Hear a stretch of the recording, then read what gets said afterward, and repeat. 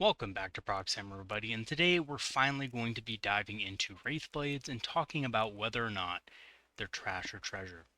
So, as some of you guys know, Wraithblades are a little bit underused in competitive play. They've been used seldomly, but really they haven't gained a lot of traction overall. And that's just because a lot of people look at these things and realize that they don't have a lot of control, a lot of board control.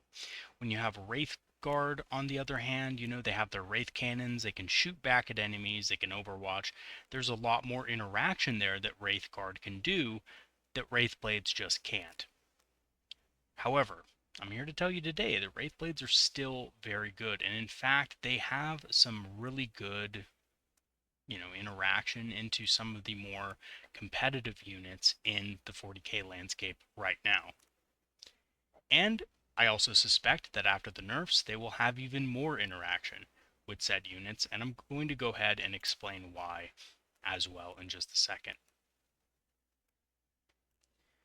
But first, let's go ahead and talk about what we're going to be overviewing in today's video. So first of all, we're going to take a quick look at the stats, weapons, and special rules of the Wraithblades, their strengths and weaknesses, combos and synergies, how to position your Wraithblades effectively on the battlefield, and lastly, the role Wraithblades play in an Eldar army, and how to make the most out of them. So we're going to do things a little bit different today. Adobe Spark just decided to basically corrupt most of the videos that I've done in regards to, my Eldar content. So we're just going to be doing it through their new Adobe Express. So things are going to be a little bit different as far as the presentation, but it still should be pretty much the same. So we're going to be looking at the Wraithblade stat line first. Now, if you look at their base stat line, movement 6, toughness 7, a 2+ save, 3 wounds apiece, leadership 6, and OC 1. That's pretty standard for your average Terminator equivalent. When you look at their war gear, however, their weapons, it seems to be a lot less than, what they're competing against out there. So they have the Ghost Axe, which has 3 attacks. They do hit on a 4+, which is a huge downside to these guys, as well as Wraith Guard without the proper support. Strength 7, AP -2, and damage 2. That's going to be pretty good against mech targets, your average Space Marine targets, stuff like that. And then you have the Ghost Swords, who have 5 attacks, hitting on a 4, strength 6, AP -2, and damage 1. They're going to be better against hordes typically. Or in some weird cases, they're going to also be better against things with damage -1, right? So if you look at things like the Wraith Knight or like Deathwing Knights, Ghost Swords are going to be a lot better against those targets. They do have the ability Malevolent Souls, so it's basically a fight on death on a 4+, against melee attacks, of course. And this is pretty good, especially if they get hit really hard in melee by something like Blood Angels or something that really dishes out a lot of damage. These guys can dish a good amount back. They do have the Force Shield as well if you do choose to go with the Ghost Axe, and this is the big selling point to the unit, that they do have a 4+ invul save, but this is not going to be pertinent in every single situation, and that's something that I think as Aeldari players and as the community we should understand, that yes, the 4+ is very good against things with AP -3 or higher, but against things with AP -2, your standard power fist and stuff like that, the Force Shield is really not going to come into play. Now, as for the amount of Wraithblades you can have, it's 5 to 10. Now, this may change when the Codex comes out, guys. Just be prepared for that to happen, because we've been seeing this a lot from other armies, right? Terminators and Terminator equivalents being reduced to 5 models per unit to kind of reduce on that Death Star aspect to the unit. Now, regardless of whether or not that happens, right now, they can be taken as a unit of 10. They're normally equipped with Ghost Swords, but they can exchange those for Ghost Axes and Force Shields. Now, the way in which it's written, it seems like you can maybe use both, right? You can have a mix and match of different weapons, but, I think personally, I've not seen this, and I don't think it's a good idea to have mixed weaponry in a unit anyway, because then its role is kind of diluted a little bit. But all of the models in this unit can each have their Ghost Swords replaced with 1 Ghost Axe and Force Shield. And, I personally think that how it's worded, it seems like it's all or nothing. But I've heard the argument the other way, and I can definitely understand. GW is not the best at sometimes wording their rules and stuff, so Let me know in the comment section what you guys think about that. Can you mix and match weapons, or is it all or nothing? Okay, let's talk about their strengths and weaknesses. So first of all, their main strength is they're very durable. Toughness 7 is nothing to laugh at. A 2+ save is a Terminator save. And I think people have to understand that Wraithguard and Wraithblades in 9th edition were one of the worst units in the decks. And that is because they really didn't compete with other Terminator equivalents. They weren't Terminators. They had 3+ save. They did have toughness 6, which was okay, but it wasn't really great into a lot of the weapons that were killing them. And in general, it was just a very hard unit to use unless you dumped a lot of support onto it, which was fun to do in an Iandan list or something like that with different traits and stuff. But generally speaking, they weren't as durable without the buffs, right? So now getting toughness 7, getting a 2+ save, that's a big boost. They do also get a 4+ invul if they have the force shield. But again, it's only good if you're going against things AP -3 or higher. So mostly against shooting attacks. Some melee, but mostly shooting. Fight on Death also makes them very difficult to engage. So, Blood Angels come in and they're, hitting you at AP -3. That's really, really going to just mess up your day, whichever kind of build you take. So, being able to fight on Death, killing a few in return, does make them more difficult to actually engage properly. And it can actually, secure you the objective if you have a big unit. So, a good example of this is, maybe 5 Death Company with Lamartes or something like that comes in, charges you, kills like 4 Wraithblades, right? And you have OC6 still, you're able to, attack with those models, maybe kill 1 or 2 Death Company in return. You're still going to control that objective, right? And that's the important part about these guys is because they're an objective style unit, they're going to want to be able to do that. So Fight on Death does help them with that. Weaknesses, however, no ranged weapon, and they have a low threat range, right? For Aeldari, especially. Their average threat range is 13 inches. That is not good for an Eldar unit. Yes, you can pump Fate Dice into their charge, and I think that's something you should always keep in mind and make your opponent aware of, and that's going to play into what we're going to talk about later in this video, but, their threat range is still kind of low compared to Wraithguard. They're also very weak against devastating wounds and damage 3 weapons. With Wraithguard, it makes sense. They have no invul. But these guys have an invul save usually, and devastating wound just blows right through that. So anything with dev wounds, damage 3 is going to do a lot of damage. And a lot of high AP weapons are also really good against them. And lastly, I think this is not stated enough, but they do need additional investment to be effective. Usually, if you're looking at Space Marine armies, you're looking at things like Deathwing Knights, they only need 1 character. And usually that character is not too expensive. Wraithblades need a character. They need usually fortune. They need, additional units to kind of help them out a little bit. And I think this is where they truly do struggle a bit. But what about their combos and synergies? So obviously the Spirit Seer is basically an auto-include, gives them lethal hits, +1 to hit, and revives 1 model per round. That's a lot of buffs, and I think GW knew this when they designed the, Wraithblades and Wraithguard to have, Ballistic Skill 4+ and Weapon Skill 4+, basically hitting on a 4. They needed a way to be able to make sure that Wraithblades were still reliable and Wraithguard were still reliable, so the Spirit Seer gives them those boosts and revives a model per round. So it gives them a damage boost and a durability boost. Guide helps them hit a lot better in combat, especially if you're going against tougher targets. And that is because you're going to put the Spirit Seer in there, so Guide is allowing you to fish for lethal hits. If you need 5s, if you need 6s to wound something, sometimes it's better just to fish for those lethals and try to get those extra hits in so that you can get some damage through. Fortune also makes them a lot more durable, obviously, with -1 to wound. Fortune's a great ability. Basically, anytime you have a Wraith unit, you're going to want to Fortune it. Fortune is especially good against these guys when battling other Terminator equivalents in the midboard, like Deathwing Knights. Deathwing Knights have strength 6 weapons usually. I think the anti-monster, anti-vehicle weapons that they have are, in fact, strength 6. Correct me if I'm wrong. So they're normally wounding on a 5. But with Fortune, they're now wounding on 6s. So, yes, these guys do, in fact, with the right set of buffs and synergies, actually can outtrade Death Knights over the course of 2 or 3 turns. I'm not even kidding about that either. It's not like a joke or anything like that. Like, Wraithblades can beat Deathwing Knights over a sustained 2 or 3 turns. And by turns, I mean your turn and the opponent's turn. So, like, if you charge into them on the objective, they'll probably get to the objective first if they get the first turn. You'll kill a few. They'll maybe kill one back. You're going to revive one because your spirit's here. And then, over the course of 2 more turns, you're going to be able to get them and bully them off the objective.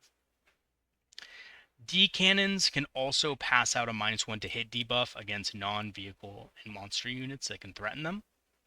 So, for example, Death Company, right? Death Company come in, they hit on a 3+, they're really hard hitting. If you can pass out a -1 to hit debuff against them, then that's a great thing, right? They're not going to hit you as hard. Their damage is going to be blunted. You have that fights on death aspect too. So oftentimes what's going to happen in those cases is your opponent's going to overestimate their damage. They're going to come on in with maybe a unit of 5 instead of a full unit of 10 like they should be coming in with, and they're just not going to be able to deal with damage. But what about Vanguard veterans, Proxy Hammer? Don't they hit super hard and they wound on 3s and everything like that? Yeah, there are units that can still take out a unit of Wraithblades, even with all the buffs and synergies involved, and I think that's why people are scared of using Wraithblades in general, but against those types of units, it could be good to have something in backup like a Solitaire to, intercept that unit, kill their character, and then your Wraithblades can easily clean up, right? Like, for example, if a unit doesn't have Lamartes in it, if you're able to kind of go in there, kill Lamartes really quick with the Solitaire by heroically intervening, your Wraithblades are going to win, because they don't have, I think Lamartis gives lethal hits. They don't have those lethal hits. They're not, double dipping into Oath of Moment. They're only going to be able to, and if you hit them with the D cannon beforehand, they're hitting on a 4+. So even with rerolls, they're going to miss some attacks. And then over the course of the next couple rounds, when they don't have their charge bonus, or next couple turns, when they don't have their charge bonus, the Wraithblades will be able to eventually win combat. So there are situations where support can help the Wraithblades actually win those hard fights. You just have to kind of plan for it. Okay, so there are different ways to build Wraithblades. I did want to talk about this in my video. There's obviously the 10-man with Spirit Seer and maximum support. So I'm talking Farseer, D cannons, right? Sometimes even a Solitaire. Those are some of the things that you might encounter or need when you're running a 10-man unit. However, there's also the 5-man unit with the Spirit Seer on foot or in a Wave Serpent. So on foot, it's kind of a budget option that can deal with units that are maybe not so tough, maybe units that, your opponent just places on the objective in a temporary manner just to kind of hold it for one turn. Doesn't expect much out of them, but the Wraithblades can kill that unit and then form a more solid objective holder that your opponent may or may not be able to deal with at that point. In the Wave Serpent, this is when you're expecting more heavy resilience or you want to get to the objective first. The Wave Serpent can be really useful to move block enemies. I like this build specifically against models like Vanguard Veterans because Vanguard Veterans do have fly because they have the jump packs. But the cool thing about this is the Wave Serpent's actually big enough to block a charge. And if your opponent can't get models into engagement range with your Wraithblades, then they can't charge them, right? So if you position it correctly, there's actually no way for your opponent to effectively deal with that unit unless they go all the way around, which, it might take them an additional turn, and then you can turn the tables on them, shoot them up, right? Now, the other question is ghost swords or ghost axes and force shields. So this is a common kind of idea in the Eldar community that you always go with the force shields and ghost axes and you never go with the ghost swords because they're terrible. Now, last edition, that may have been the case. But this edition, I think typically even though you'll still mostly want the ghost axes and force shields, like in all comers matches, because, you don't know if you're going to go against a specific enemy type, right? There are some cases where ghost swords are far better. And I just realized I made a little spelling error, but don't worry about that. It's still the same. So Let me explain why Ghost Swords are better in some cases, especially in this meta. So, let's take, for example, Deathwing Knights. Everybody's complaining about these Deathwing Knights. They're so tough. They're so good. They're durable. They're hard-hitting. They can kill basically everything. But what they can't kill, surprisingly, is Wraithblades. Let me give you a quick example of this, right? So, Deathwing Knights have Strength 6 weapons, like I said before, which normally wound on 5s, but they only have AP -2 as well. So what that means is that the force shields actually aren't doing anything, and because Deathwing Knights have -1 damage, the Ghost Axes are just worse overall than the Ghost Swords. Ghost Swords still wound on 3+, they're still generating lethal hits with your spirits here, right? So Ghost Swords are going to do much better into Deathwing Knights. And if you put fortune on them, if you, kind of support the Wraithblades in the right way, they will beat the Deathwing Knights over a couple of turns. And that's simply because you're forcing so many 4-up saves on your opponent. They're going to fail some, right? You're not doing mortal wounds. They're not getting a 4+, feel no pain against you. They're not really benefiting from their invul save, right? They're just taking 4-ups. And if you can force enough 4-ups over the course of 2-3 turns of combat, then you can win that combat easily. And they're not going to be able to kill you in return because it's going to take 2 wounds going through on you at 4-up to be able to kill a Wraithblade. And they're wounding you on 6s. And again, just take that in. Just take that in for a second. They're wounding you on 6s. If they have character support, there are ways that you can kill their character with a solitaire or whatever it is. Sometimes it's worth sacrificing the solitaire to be able to secure an objective for the rest of the game. And really think about this, right? If you're able to secure that mid objective against a Dark Angels player, they're never going to get it back against Wraithblades. They're never going to get it back. If you look at all the competitive Dark Angels lists, the only thing they could possibly do is throw more Deathwing Knights into you, and we've already established that the Deathwing Knights are not effective against this build. So unless they have something crazy, like I know some Deathwing, or I should say Dark Angels players, right? I know some Dark Angels players run Eradicators. They run these, hardcore shooting units that can deal with the Wraithblades. But even so, I mean, we have enough shooting to just kill those units, right? Like, I haven't seen a single Dark Angels competitive list that has multiple units of Hellblasters or Eradicators running around.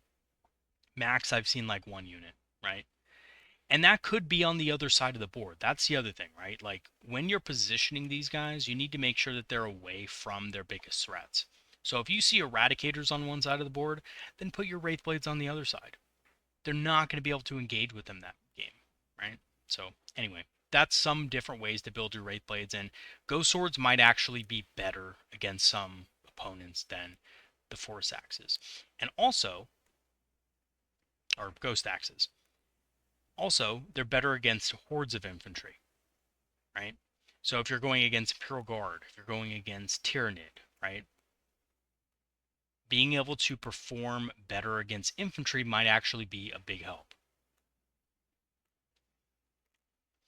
Okay, so how do you position your Wraithblades effectively? So basically, the idea here behind this unit is you have to take an objective in no man's land, because if you don't, the Wraithblades aren't doing their job. But there's a caveat to this. You also want to be within threat range of enemy backfield units as well. And the reason for this is because if you're not threatening enemy units downrange, then the Wraithblades are just sitting there and they're really not doing anything for their points, right? If your opponent doesn't have to shoot them, doesn't have to worry about them, then they're a waste of points for what they cost, because they are quite expensive, right? A unit of Rangers can do that. You can afford to do that with a unit of Rangers or something, really cheap, but you can't afford to do that with Wraithblades. So we're going to go ahead and look at some terrain layouts here. This is terrain layout number 2 in Pariah Nexus. Dawn of War deployment, very simple, very, kind of standard here. And as you can see, the terrain is, kind of it's well balanced, right? Each player has an L-shaped kind of ruin on their side of the board, and we also have a middle kind of terrain piece that can hide things like support weapons and guardians and stuff like that on your home objective. The enemy has the same thing as well. So let's look at our first scenario here. So our first scenario is when we move a large unit of Wraithblades up to a middle objective on the right-hand side. Typically, in my experience, you don't want to move up the middle because you're just a pincushion for range attacks. But the right or left-hand side are good bets. Now, the reason why we don't want to go on the left-hand side is because, and let me just show you my mouse here if you can see it. This is going to be your stronghold. Your powerful shooting units, your fire prisms, your falcons, are usually going to stage behind here so that your opponent doesn't just go after this objective and take it, right? And they might do so anyway, but they're going to do it at great cost. The middle objective is something Eldar are never good at taking. You're going to want to just prevent your opponent from being able to just stay on this objective by either shooting them off or getting them off through other means. The right-hand side is a good bet for the Wraithblades in this game because your opponent has staged several of their units behind here, right? So if you see here, unit of infantry, we have some bikes, we have 2 vehicles, and maybe these are, eradicators, or no, not eradicators. What am I thinking of? Repulsor, and anyway, I can't remember right now off the top of my tongue what they're called, but they're the damage dealing repulsors, right? The big boys. So maybe they have a couple of those behind there. Maybe they're predators, whatever they are. Your Wraithblades are going to move up to this objective. And this effectively prevents your opponent from staging these units to attack the middle or stage here, right, in this ruin. So this is a perfect ruin for staging fast-moving units to go ahead and attack your home objective.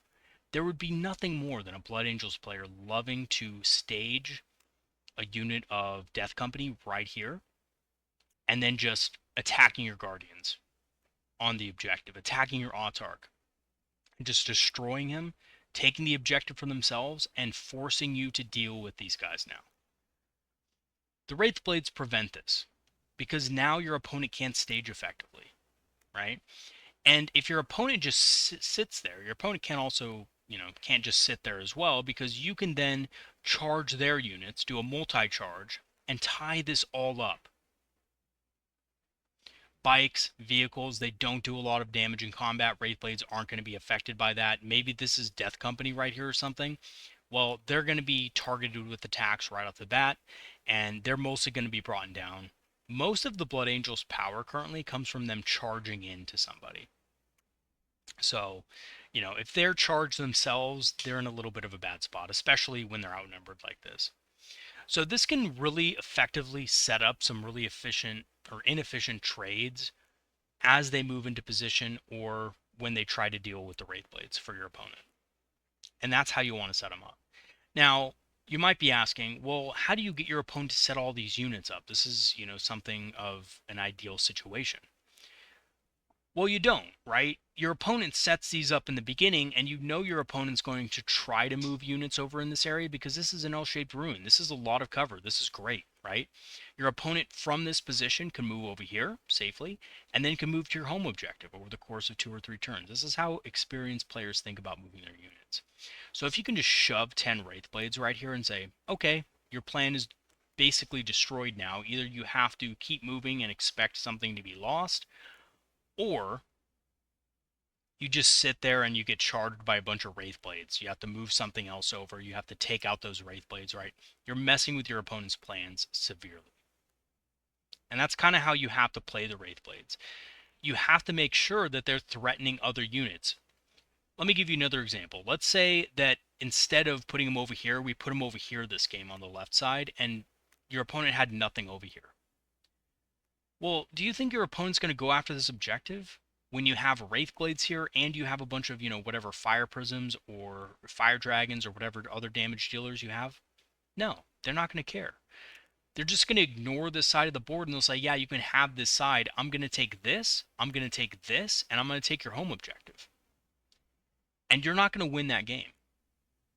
You're just not going to. You're not exerting enough pressure over the board to do that. So if you are using a Wraithblade unit, you have to use them like this to put pressure. And again, I said this before, but middle objective typically, I know it's tempting, but it's typically not good because your opponent has line of sight here, line of sight here, right? And they could just pop out here, and you can't really necessarily shoot them back unless you reveal your stuff right here as well. So it's not a good objective in general. If you're putting them right here instead, the Wraithblades are more protected from range attacks. They're really only being able to be attacked from this angle. If your opponent goes around, you have ways of dealing with this, unit fairly effectively. And there's also just not a lot of space right here, so, it's kind of harder to move things through here in general. But yeah, Wraithblades here, really good idea, especially when your opponent has units that, can't deal with the Wraithblades in this vicinity. Okay, now here's the next example, and the next example is going to be with an MSU unit of Wraithblades. So maybe in a Wave Serpent, let's say. It could be on foot as well, but let's go ahead and go through both scenarios. So basically in this scenario, the Wraithblades are going to wait for an enemy unit to claim the objective and then take it back from them. You don't want to just move a 5-man unit of Wraithblades onto an objective that's near your position of strength and just expect that your opponent isn't going to just ignore them. That's not really what you want to do. You want to give your opponent the ability to take it. So you could bait that with maybe a unit of Rangers, or you could bait that with, some sort of character that's going to be holding that objective, and then maybe, you phantasm back into cover, you phantasm out of charge range or whatever. I really like Rangers for this because they basically get a double phantasm with 2d6 if they want to against chargers. But anyway, that's beyond the point. The enemy unit claims the objective, then the Wraithblades can dump out of the Wave Serpent or just move up, eliminate that enemy unit, claim the objective, and then the Wave Serpent can block movement and charge lanes here. And what this does is your opponent's going to have maybe a Land Raider or maybe a Repulsor or something back here with some really heavy duty, combat unit, melee unit in there that's going to be able to just take objectives away from anything it tries. Like it could move here, move up here, and then dump them out, and then they can charge the mid objective if they wanted. So when they see you commit to this objective, your opponent's going to want to move over here and take it back. But he can't because the Wave Serpent's in front. So the Land Raider can move forward, can dump out the models, but it's not going to be enough to actually stop the Wraithblades from getting that objective. Your opponent's going to have to kill this Wave Serpent, and it's not really a guarantee, right? Like a Land Raider can maybe kill it, but probably they're going to have to deal with it in close combat. So now the Terminators are going to have to charge in and deal with the Wave Serpent first. This gives you a huge advantage because now the Terminators are out in the open. You have your position of strength here. You can easily eliminate those Terminators, and then you've claimed this side of the board. Now, these Intercessors over here might be something that you have to worry about, but they're pretty outclassed by the Wraithblades and won't trade very well into them. Now, if they were a bigger unit, let's say Death Company with Lamartez or something, that is a concern. You do need to be aware of that. Something you might want to do in this case is you might want to actually shoot some D-cannons here at it. So if you had a D-cannon set up here, you could, kind of shoot them first, kill maybe one. I mean, most likely you're just going to kill maybe one or two in the unit. They're not going to be able to then effectively deal with these guys because they're hitting on -1 and they've lost some models. So yeah, or you could put a solitaire nearby, right? That's always the thing. You could have a solitaire literally right here behind this obscuring terrain or maybe over here. And if they charge this Wraithblade unit, solitaire comes in, kills the character, that's it. They can't take the objective anymore. So these are some of the ways you might want to use small MSU Wraithblade units to your advantage. Now, one of the reasons why you might not want to go over here is because if they have a lot of stuff that can, just wreck you basically, or a lot of stuff that can just shoot you right off from their home objective right here, it's probably not a good idea. And there's less space to hide over here. Wave Serpents are pretty big, so, even if your opponent gets a, slight angle on a Wave Serpent, and they have something long range that can just, destroy it, that's going to be a huge loss. You don't want to just lose a wave serpent for no reason. So this side of the battlefield for a small unit might be a better idea. Okay, so what role do Wraithblades play in an Eldar army, and how do you make the most out of them? So Wraithblades are a primary objective unit that needs to fight, win, and hold midfield objectives to be able to actually, be useful. In addition, to get the most out of them, you need to position them in such a way that they threaten enemy units in your opponent's backfield or adjacent objectives. So something I didn't talk about, maybe we'll go back here a little bit real quick, is that this unit, well, maybe we look at this, right? Once this is dealt with over here, right? Like maybe it doesn't have as much here. Maybe there's, instead of these 2 tanks, maybe we just have a couple units here. Once these units are dealt with, the Wraithblade should be in a position to threaten the middle in the late game, right? You want to be able to take those objectives away from your opponent. If your opponent has something in the middle and you can take it and then move your Wraithblades over, charge it, take that objective, you should do that because that limits your opponent's points, right? Opponent's victory points. And again, this ensures that they retain tactical value after their primary job is complete. I think the worst thing that people make, or worst mistake that people make with Wraithblades, is they just sit them on the objective and they don't move them all game. They don't do anything else with them. And I think that's a mistake. I think Wraithblades have to move, they have to threaten other units even after they have captured their objective. So in conclusion, Wraithblades are a pretty effective primary objective unit, but they do require a high point investment to be effective. It's 170 points for 5, which may be a little bit too expensive. Personally, I think they should be a little cheaper, maybe 160, but yeah, they're 170. And they're often compared to other armies' Terminator equivalents, and when compared directly without support, they seem to underperform on the damage and durability front. I mean, let's be real here. When you talk about Deathwing Knights, right? Deathwing Knights are around the same point cost, and they are a little bit more expensive, but they're just better, right? If you look at their base point cost. However, with good positioning and support, they can often wrestle control of set objectives from enemy units and proceed to threaten your opponent's backfield and adjacent objectives. So the thing about Wraithblades is, with the right support, they beat most other Terminator equivalents in the game, aside from a couple of the Death Stars that we know of, right? Like, okay, they're not going to beat Abaddon's Death Star. Let's be real, okay? They're not going to do that. They're not going to also beat a massive 10-man unit of, oh, what is it out there?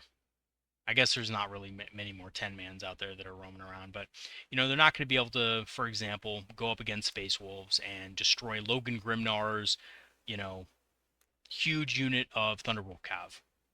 They're just not going to be able to do that. They'll do some good damage in them, and they'll probably hold for several turns, but they're not going to beat them outright. That's not how you want to use these guys anyway.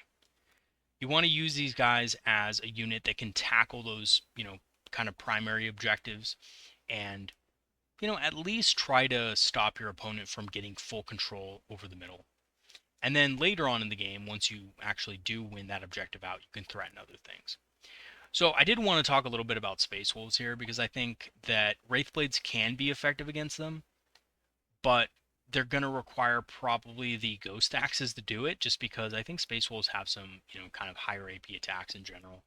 And the 4 wounds of the Thunderwolf Cavalry really lend into having the axes over the swords.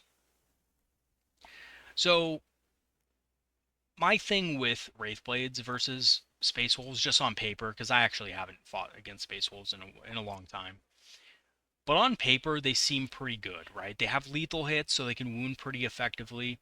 They have a good good durability. They are going to be probably wounded on 3s, so you need to ensure that you have fortune up on them so your opponent is wounded on 4s.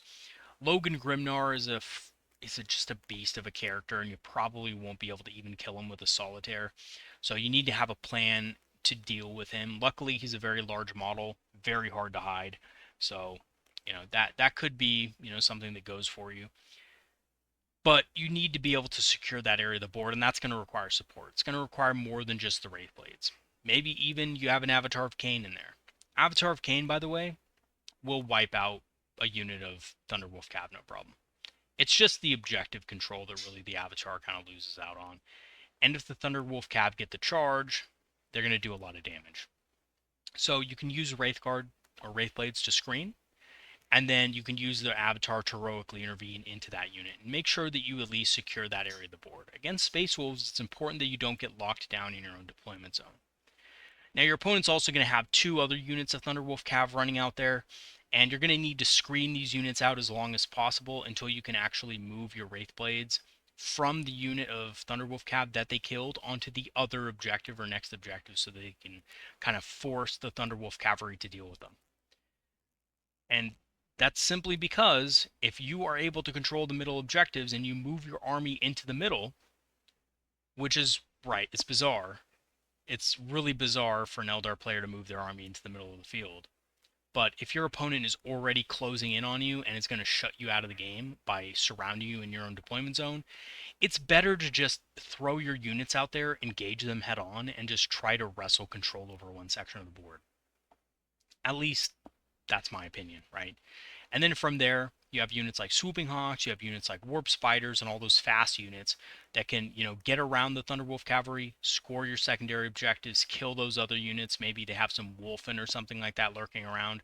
Swooping Hawks and Warp Spiders combined can, sometimes take those out.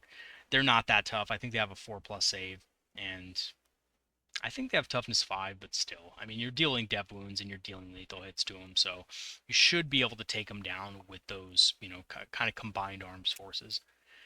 And deal with Space Wolves that way. So I even think that in the harder matchups, you just have to play Wraithblades different. You don't necessarily have to, create a whole new army list just to deal with Space Wolves if you're running Wraithblades. I think the only, army that really Wraithblades might suffer against are Tau. Imperial Guard, right? Things that have a lot of damage 3 shooting, they're going to be able to just shoot you off of objectives once you capture them. I really do think those are the only armies that Wraithblades will have trouble against in general. So, yeah. So anyway, let me know your thoughts on Wraithblades in the comment section below. Once again, I'm sorry for having to, do the video in this way. I know there was a couple of mistakes along the way, but unfortunately, Adobe, is as one of the worst companies in the world, is, kind of moving away from Adobe Spark, which was the programming I used before to do my videos. Now I'm going to have to do it a little bit differently. So just bear with me during the transition, and, we'll see what happens from there. But hopefully I didn't make too many mistakes in this video, and, you still enjoyed the content. So thank you for watching. If you guys want to become a Patreon supporter and help support the channel, I have free trials activated, which will grant you permanent access to our Discord community, which is an awesome community of Eldar players and enthusiasts who like talking about strategy, tactics, and of course hobbying. I will leave the link in the description below for that. And I will also leave the links to both my Amazon affiliate and my channel store page if you want to pick up some, discounted Eldar minis on Amazon through the affiliate link, or you want to pick up some, discounted Eldar inspired apparel on the channel store page, which, by the way, I think it's 40% off at this point. Kind of to celebrate the success of 5,000 subs, I just said, okay, everything's 40% off on the store. Get your Eldar representation in, rep your faction, whatever. I don't care about any kind of, profit or whatever from it, which it does, by the way, just full disclaimer, it does help the channel a little bit here and there. I think I earn like a couple of dollars per shirt or something like that. But, with 40% off, it's just so you guys can grab some Eldar merch, that's all. I know the GW store really doesn't sell any good Eldar inspired stuff. I mean, there's some stuff on there, but I would say it's probably a little bit more rare that you come across something that you personally identify with than some of the stuff maybe that you'll find on the channel store page. So anyway, take a look at that, and I'll see you guys next time. Have a good one, everybody, and peace out.